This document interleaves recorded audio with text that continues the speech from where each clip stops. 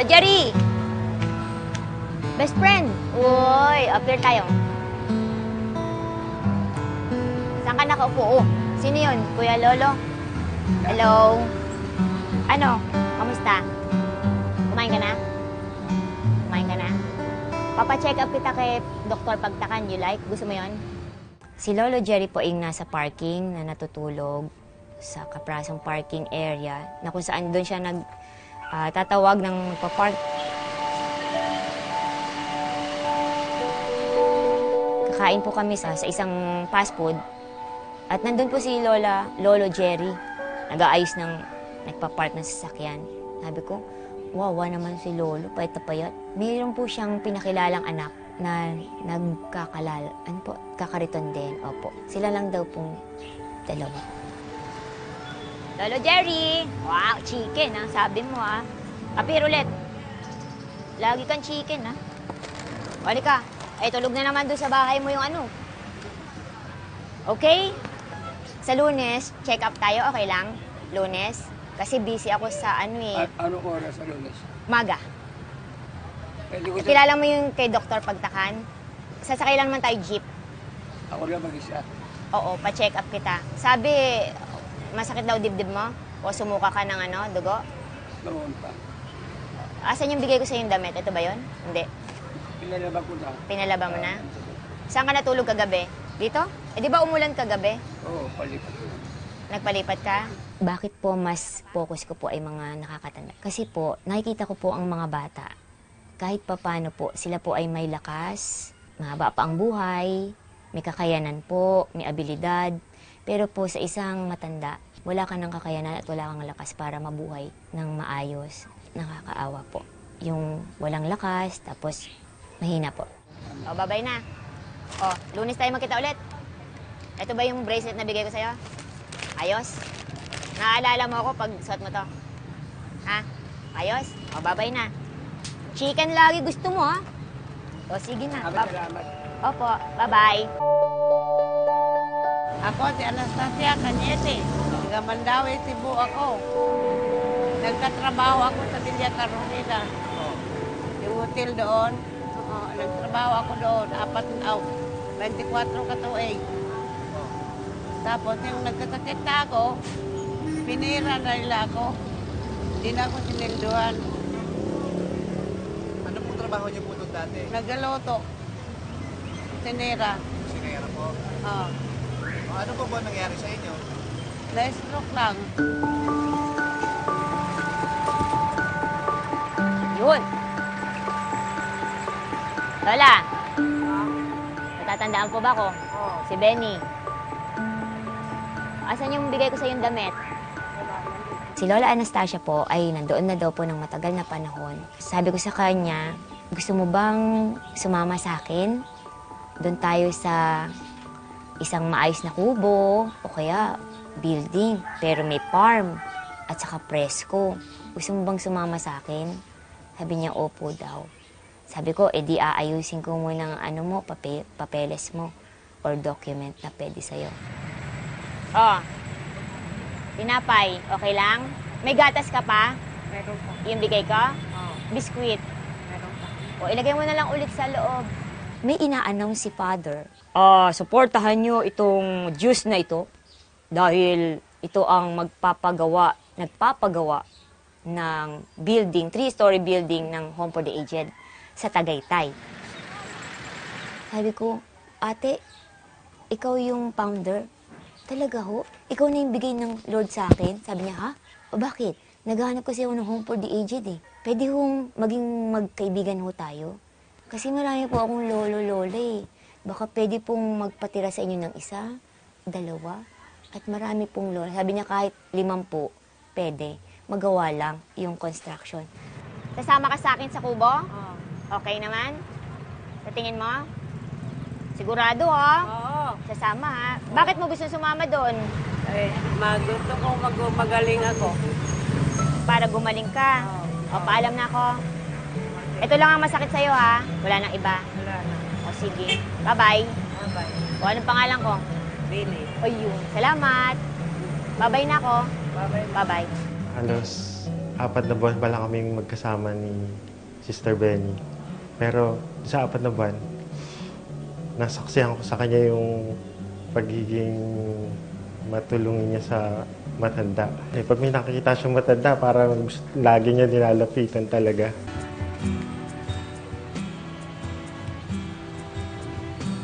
Hoy, best friend. Nahihilo. O, ali ka na, nahilo ka? Eh, bakit? Baka hindi ka pa kumain. O, ali ka. O, di ba pangako, ano, hindi ka makalakad? Nahihilo. Kailan ka pa nahilo? Baka basa ang likod mo. O, basa nga. Halika, kailan ka pa nahilo? Nahihilo ka. Pagdalaw ko po kay Lolo Jerry, ang sabi niya po ay hindi na po daw niya kakayanin at parang hindi na daw po niya kaya. Yun po ang sabi niya.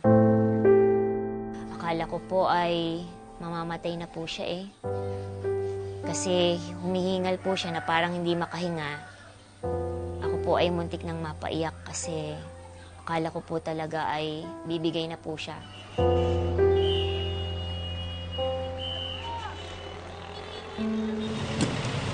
Hala, oo.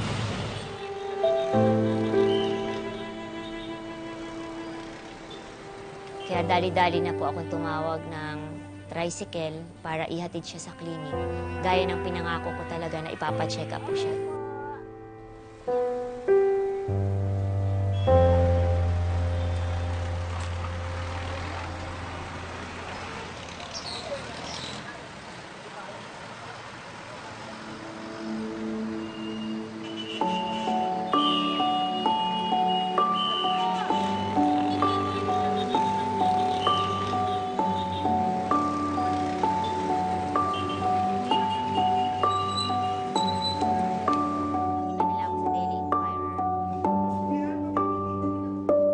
Nung ako po'y maliit, nandun po kami sa terrace ni tatay ko. Sabi niya, "Nak, diyan ka lang ha. Huwag kang aalis. Tignan mo yung lalaking taong grasa.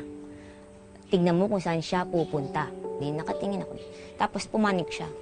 Pagbaba niya, may dala na siyang short, damit. Kasi nakahubad po yung mama. So nakita ko po ang tatay ko lumapit doon at binihisan niya yon. Sabi ko, "Tatay, sama ba ako?" Sabi niya, "Hindi na, diyan ka lang." So, nung maliit po ako, akala ko po, ordinary lang gawin yun. Na kapag may nakita nga, oh, taong grasa, walang damit. Abi, kuha ka na ng damit at ikaw ay suotan mo siya. Yun po yung naging gagawin ko. Kagabi, meron tayong mga nabenta na rosary bracelet. Maraming rosary bracelet at button pins. Kaya may budget tayo ngayon, Lolo.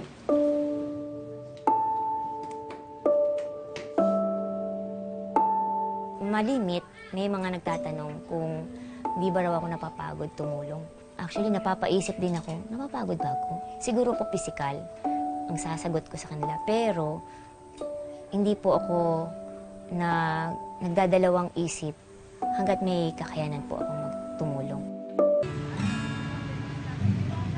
Kain ka na. Ay, naku, ayaw kumain eh. O, kain na. Kain na. Ay, kutsara pa lang. Oh. Talaga yan, ha? O, sige na. Talagang may puso talaga siya na maawain. Siguro yun, namana niya yun sa mother ko, sa nanay ko. Kasi si nanay talaga maawain din. Si tatay ko naman, tinuruan din kami. Saka nakita niya yun, hindi niya malilimutan yun eh. Kasi doon siya masaya eh. Lahat naman po tayo, kung ano yung makapagpapasayo sa'yo, gagawin mo.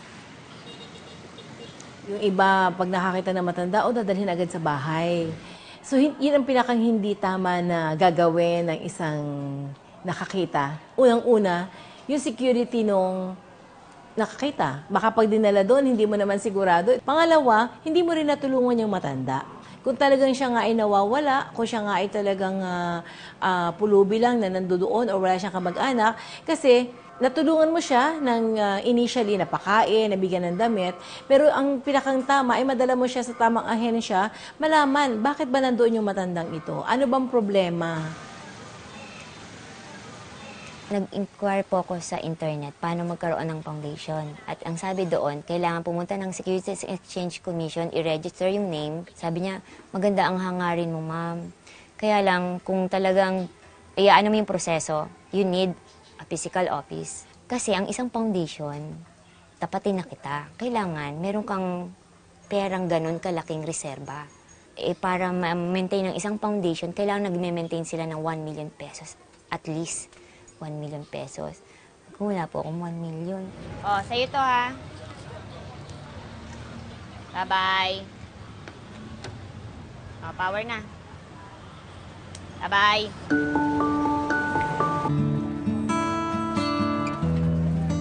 May babae nga pong lumapit sa akin. Sabi niya, Ma'am, pwede po bang magsabi sa inyo? Ako, ano po yun? May kapatid kasi ako, stroke, 61 years old. Matagal na siyang stroke, bedridden po. Pwede ko lang po bang siyang ipakilala sa inyo? Ako, tamang-tama po. O, sige po. Sure na sure po yan. Hello! Uy! Oh. Anong sabi po ng DSWD, ate? Pay-pay. Dalawa lang po silang magkapatid. At tapos, nakoma daw po siya nung unang atake. At yun na po. Na bedridden na po siya. Sabi ko, anong kailangan mo po? Anong gusto mo? Sabi ko sa kanya, sabi niya, mamon, gatas. Sabi ko, gusto mo wheelchair? Hanap tayong wheelchair.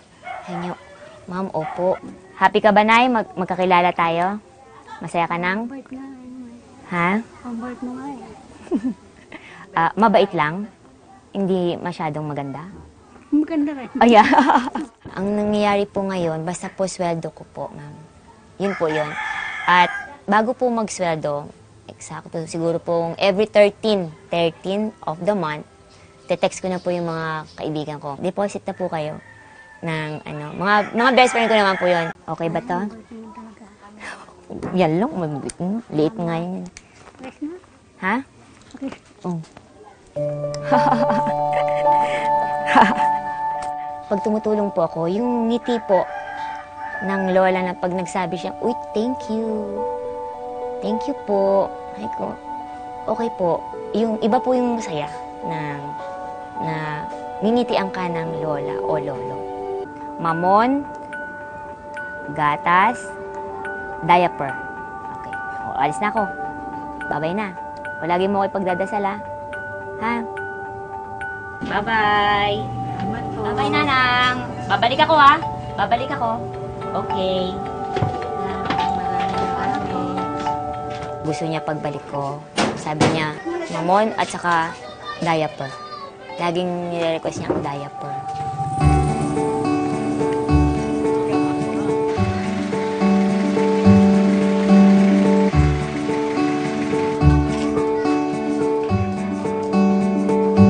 Hello po.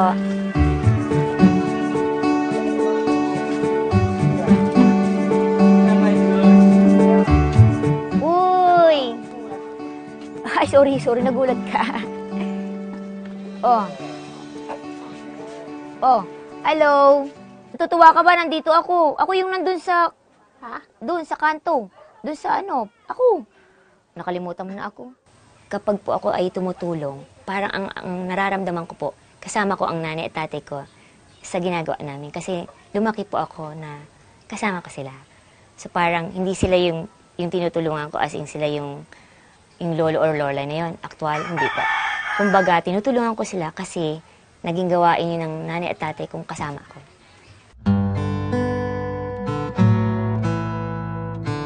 Kasi po, ang problema po kay Nanay Lourdes, medyo ayaw po niyang mag-seek ng help. So, marami pong gustong tumulong sa kanya. Kasi si Nanay, until now, parang 10 years nang naka-inject yung metal dun sa tuhod niya. So, pwedeng mag-cause ng infection or any disease na makaka-affect sa kanyang health, lalo't matanda na siya. O sige, pupunta ako ngayon doon, ha? O ano ang pangalan mo? Para ipapalo up ko. Lourdes? Ano apelido mo? Apelido mo? Ayoko doon. Hindi kita dadalhin doon. Pangarap ko po talaga isang araw at nakikita ko pong matutupad na magkaroon po talaga ng home for the aged. Na madali na po na, Lola, wala kang kamag-anak o naliligaw ka lang. Kung wala ka talagang bahay, kukunin na kita.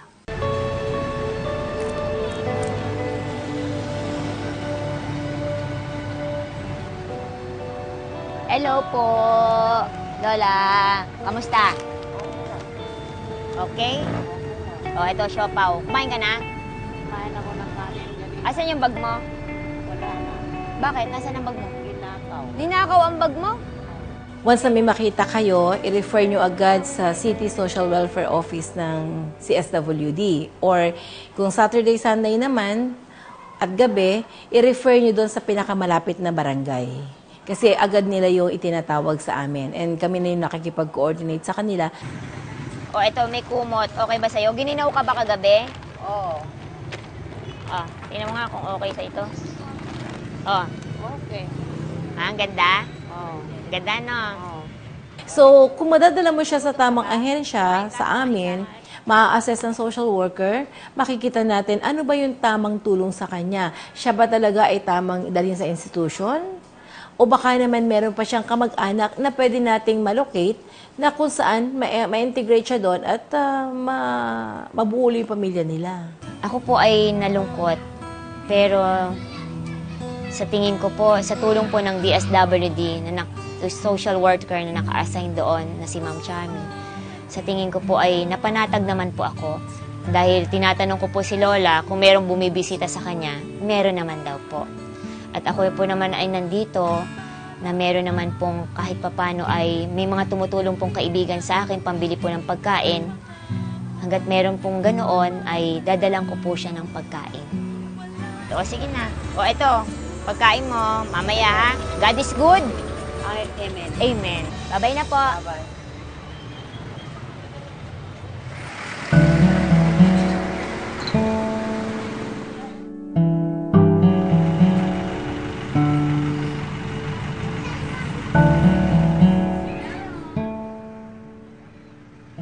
Lola, alam niyo ba po kung nasan yung mga kamag-anak ninyo?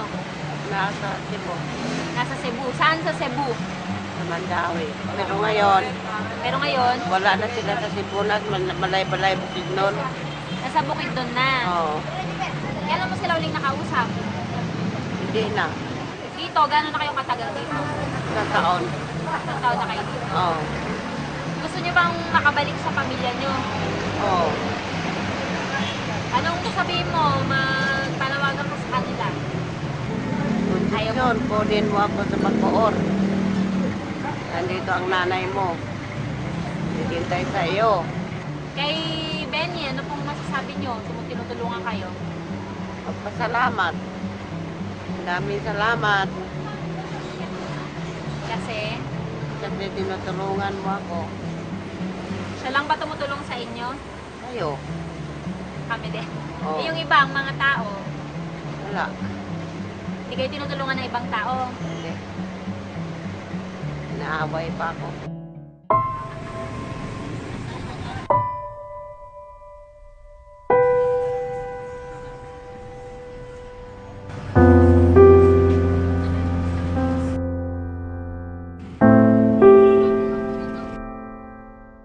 Okay naman, pakainin yung matanda. Kaya nga lang, one-shot deal yon. Napakain mo, paano mamaya, paano bukas.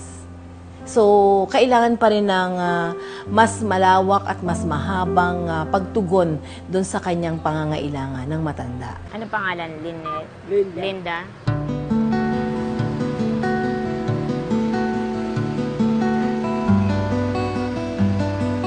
Pero alam niyo po kung saan siya natutulog. Dito nga lang siya eh. Nakikiano lang. Nung nakalipas po na tag-ulan, yung umuulan po ng malakas, alam niyo po ba? Opo. Sino po ang kasama niyo sa bahay? Kasi ako lang ang naiiwan doon sa apo ko. Nanay, o iuwi ka na at magpapagaling ka. Ha? Okay na daw. Sabi mo muna. Hindi, kakausapin namin ni Opo, Ma. kakausapin ko po tatay. Best friend! Oo, hindi kita mamahayaan. Opo, huwag ka na Alam dito mo, nag-aalala matulog. ako sa'yo dito lagi. Kinumbinsi ko po si Lolo Jerry na umuwi. Nangangamba siya na yung anak niya ay baka hindi siya tanggapin daw. Sabi ko po, kakausapin ng misis niya at kakausapin ko din. Dahil nakita ko yung kalagayan ni Lolo Jerry na hindi magandang doon siya natutulog sa kalsada. Nag-uulan po ngayon at sa kanyang kalagayan na may sakit pala siya sa baga, ay hindi po iyon makakabuti sa kanya. Kaya sinabi ko po sa kanya na siya po ay dapat tumutuloy sa kanilang tahanan para po siya ay may maayos na matutulugan po.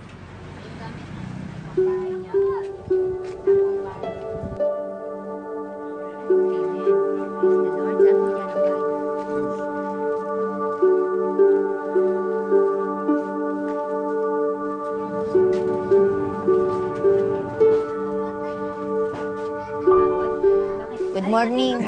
Naging kaibigan ko si tatay. Pero kasi ay ayoko siyang makitang laging nasa kalsada. Yan naman po kasi may problema eh. Kaya tigas kasi ng ulo niya eh.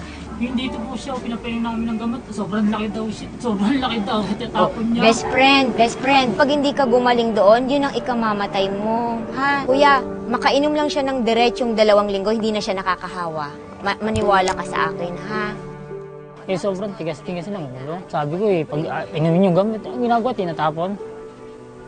Malaki raw yan, para bang, para bang, diyan niya raw malunok. Hindi mo pwede, hindi inumin yan. May anak po kasi ako, niiwas ko lang. Sana intindihin niya lang. Pero kung di niya naiintindihan siya, sabi ko, kaya nga pinabubukod ko nga siya, sobrang tigas talaga ng ulo. Yung kutsara, siyempre, nagsasama-sama niya pa rin eh. Ulit-ulit. Wala na akong magagawa, sabi ko, bahala ka sa... Bahala sa buhay ko, anong gusto mangyari? Sana po makinig siya kay ate. Kasi baka mamaya, baka umpisa lang to, ganito, okay to eh. Baka mamaya, pag tagal-tagal, na naman siya. Oh.